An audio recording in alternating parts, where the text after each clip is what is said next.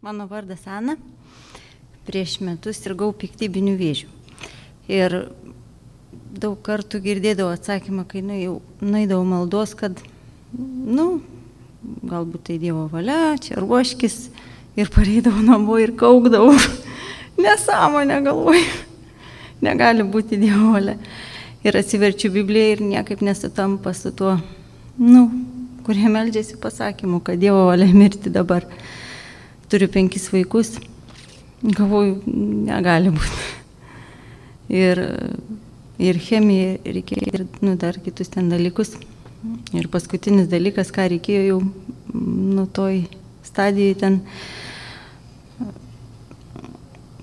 vaistai ten tokie yra 5 metus vartoti, kurie dar labiau sužaloja.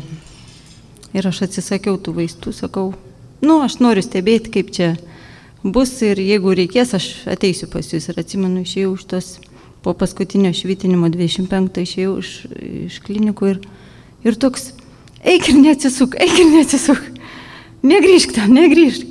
Taip viduj, laisva, galvoju, geras, galvoju, kaip gerai. Einu namo, bet toks, geras. Ir po to kažkaip lapkričio mėnesį atradau ir, galvoju, kažkas, kas nors, turi pasakyti, kaip čia, tai kaip čia toliau, kas čia bus. Ir radau per YouTube Kuri Bleiko mokymus. Ir jis ten taip paprastai sako, uždėk ranką ant savęs ir liepk vėžiui išeiti Jėzaus vardu.